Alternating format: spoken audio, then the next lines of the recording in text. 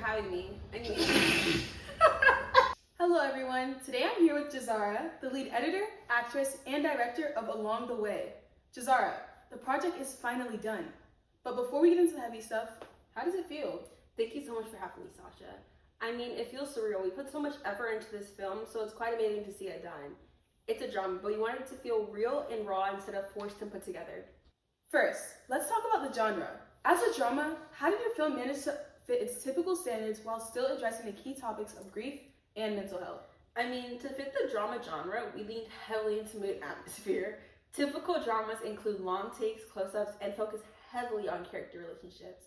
However, we challenge these conventions by not starting with the incident. Most movies show death afterward, but we started by showing it first.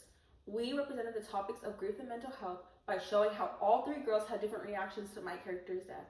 This is shown through visual storytelling. For example, Emmy, the visually depressed one, is wearing dark, baggy clothing and no makeup, while Raina, someone who's trying to not feel anything, is wearing tight, revealing clothes to try and convince the world that she is fine. To represent the different ways in which people react to grief. Well said. Let's talk about the audience. How does Along the Way actually grab someone's attention? And if this was a real film, how would you move it from your laptop into the actual movie theaters? The key is the mysteriousness of the film. We don't tell you who died right away.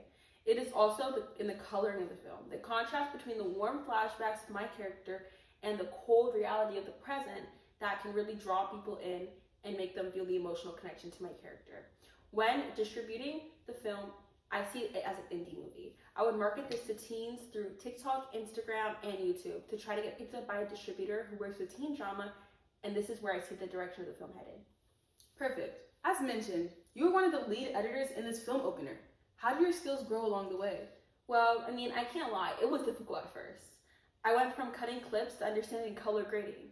I had to change the saturation to make the flashback scenes feel warm and cold at the same time, and make the present day scenes just feel cold. I mean, I also learned how to import different film elements. This sounds boring, but learning how to import footage, sounds, and music to and from our editing software really improved my skills. During the duration of this film opener, I realized that I love the technical aspect of editing along with the other film elements. Great.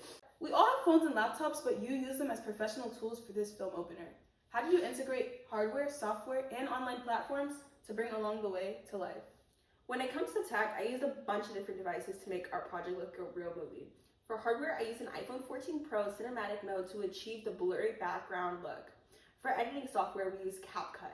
This is how I learned to adjust the saturation and use keyframing to adjust the music when we were speaking.